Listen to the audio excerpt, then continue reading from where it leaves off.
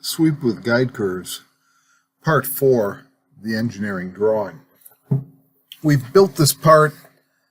We've gone through some of the interesting features that are on it, looking at a few nicer, more advanced techniques for building a part like this. And what I'd like to do to finish it off is look at the engineering drawing. So I brought up a drawing format here. I've got one set up in millimeters to match the part, and I've added 2 sheets to it already because I'm going to want a detail sheet. And this is just, dealing with some of the cleanup stuff. So let's start and bring in the front view, and that looks pretty good. And we'll bring in a right view, and I'll bring in a left view. The top view I don't need as much. I think I'm going to leave it out for the moment, and we'll be good there. Turn off the origin so we don't see those. This is a little small. I think we can afford a little more real estate. So let's go do that. Go in and edit the sheet properties. And let's try a 1:1 scale. See if it's too big.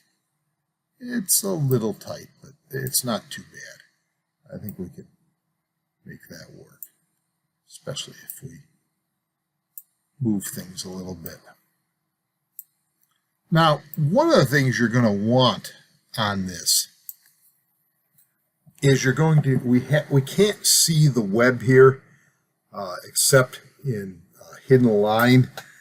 And if you remember, that's a no-no. We need to have that information available. We'd also like to see the ellipse. We can't see the elliptical shape here. That's not showing very well. So we have to add those 2 things to start with. Let's go ahead and do that. For the web, the obvious solution is to put in a cross section. So let's go do that. Drawing section view, and we'll go to the center here, and there it is, right? That's kind of crowded.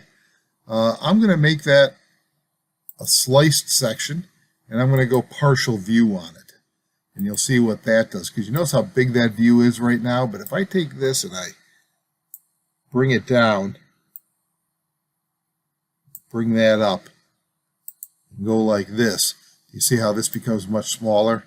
Now I can see it. That's really what I wanted to do.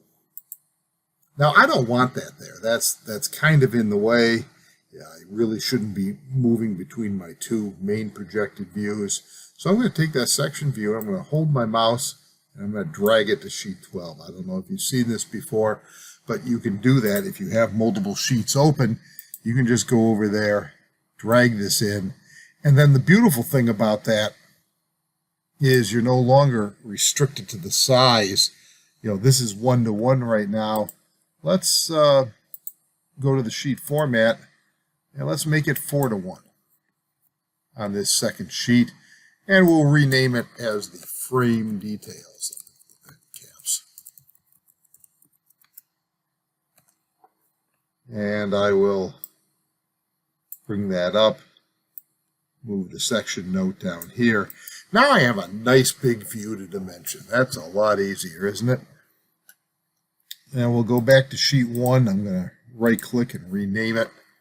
Call it the frame. That's a little easier. Getting this view, we could do this as another cross-sectional view. That would work. And in fact, you might like that. But just to show you another way to do it, I could do it as what's called a remove section, and it wants me to pick 2 lines, so I'll pick here and here, like that, and I'll say that's acceptable. Click, And there's that remove section. Now the remove section has to stay with the section view. That's the one downside of it. But you can bring that in here, and it is, pretty useful.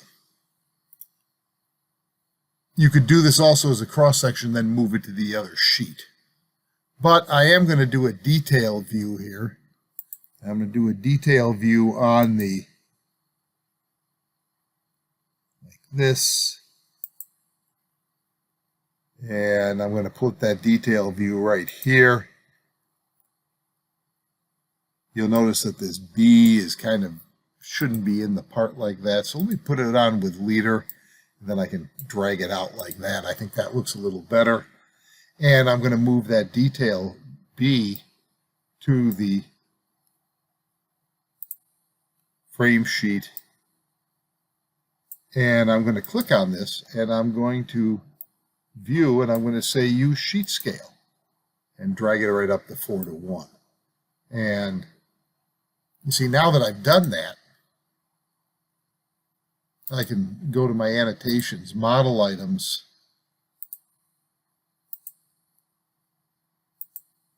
and I can just put those dimensions in.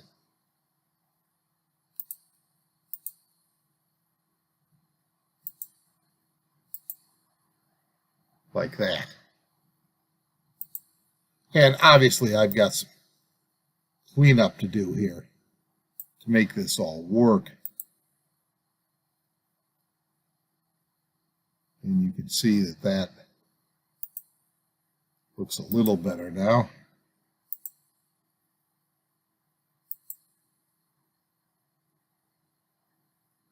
Looks like my units, you notice these look wrong.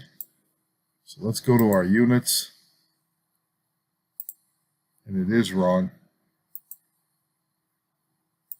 They're not millimeter. I brought up a millimeter template, but the units changed to inches. As I say, I'm using a prototype version of SolidWorks. I'm running the first edition of 25, so it's a little off. That's much better. There we go. I'm going to drag this up into here just so we know where it is. You know what you might do with that is you might go like that. That's not a terrible choice, just to bring that in like that. That is legitimate on a cross-sectional view. This R3, you could do a 4x on that, or you could, with this, let's go to center line, and let's draw a center line here, and the top and bottom. Well, I got to be careful. That one isn't. This is not symmetric, so that I can't do. Top is tangent. This edge is tangent to the edge of the ellipse, so that makes that a little different. But I can put a note in here. And you don't want to be clicked on anything when you do that. I just want to put a note. There we go. And I will make that a center line. Note. Like that. And drag that down. Like that. And you can see that looks pretty good now. And we have, that way that 4 is understood. And these distances here, you can put them in, but you don't really need them. If you were to put those dimensions in, you could do this here, but I would put these in as a reference dimension. So I would put them in like that.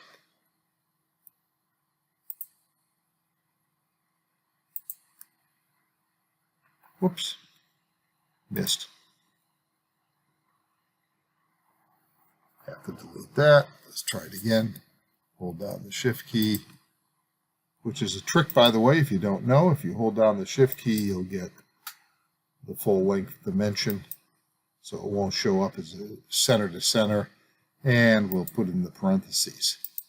Because really, these edges are tangent to the ellipse.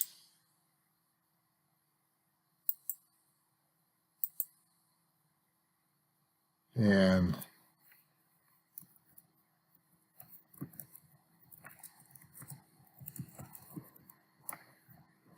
you can put in a little note if that helps understand that. It's not absolutely required. There we go. Or it almost makes more sense to put it here, but you really shouldn't because it's to a hidden line. And now you can go in, model item this. That's 7 we're going to get rid of. We're not going to keep that. But we could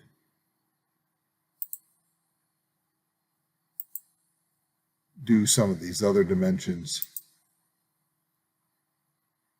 See, like that 35, I'm not a big fan.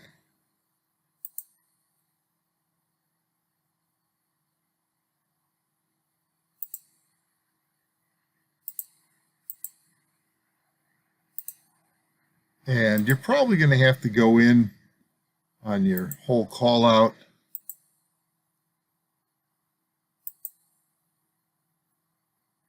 Notice 22 through, and watch this. The SolidWorks has got some smarts here. Through all, to indicate that both of these holes are 11. So that's pretty useful. And then I would create some manual dimensions here, 70. And you could do these two. I think this is probably the easiest. Do those as 72.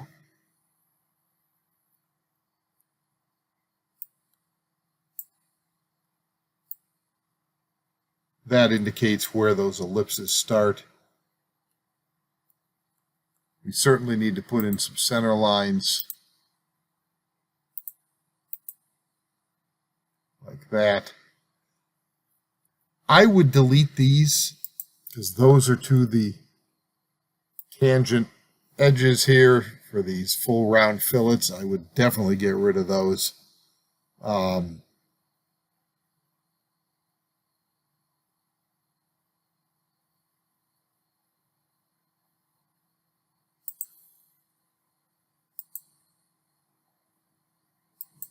Do that.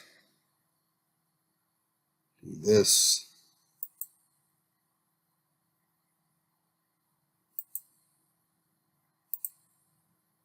That's better.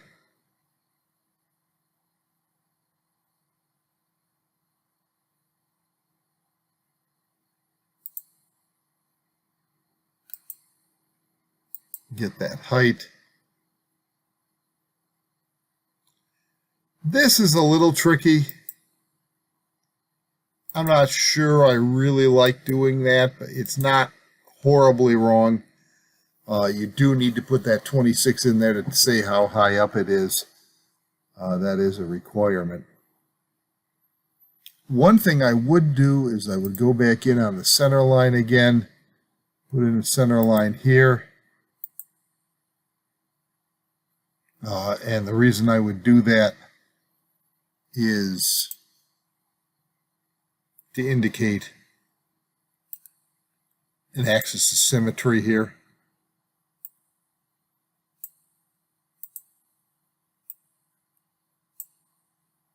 And if this happens to you, see, you can't find it because of this, so you're having a hard time getting that endpoint. This is a problem I've experienced a bunch of times in SolidWorks. easiest way to get around it is just go back into the center line and make another one. It just isn't worth the fight. So you can do that, and that's more than enough. I can come over here to frame details, and I already have this, so I can pick it. Control C for control copy, go back over here to frame, zoom down here, click Control V, and copy it over. You could remake it, of course, too, but that's... And now this is fairly well dimensioned. I need to add a few diameters here.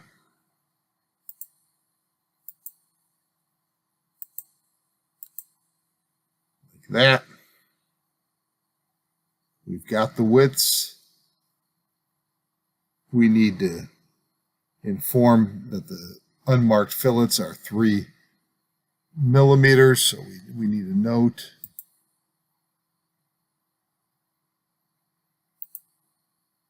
And I'm going to make that 6 tall to match what's there. And whoops.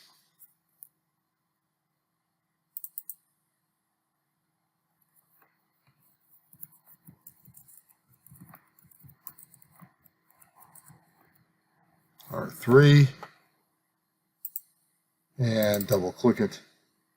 Change it from 12 to 6 font.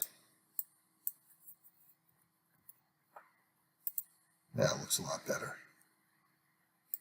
And then maybe line that up a little bit like that. That's a good place for it there in the comments. And you've now created, don't need this 7 anymore. We can get rid of that. We've defined the ellipse. We've defined all the major heights here. We've defined all the holes. We've defined the fillets, the widths of the various pieces. We go over here on the frame details.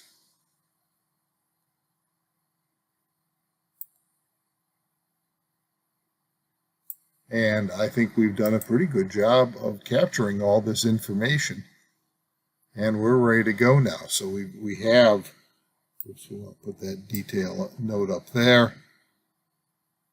And we've now captured a pretty good engineering drawing of our piece. Now, we haven't had any geometric dimension intolerancing, and that's beyond the scope of this one assignment. But now you've seen all this, and you've taken this part kind of from soup to nuts and made it fit in our assembly and make it ready to document and present.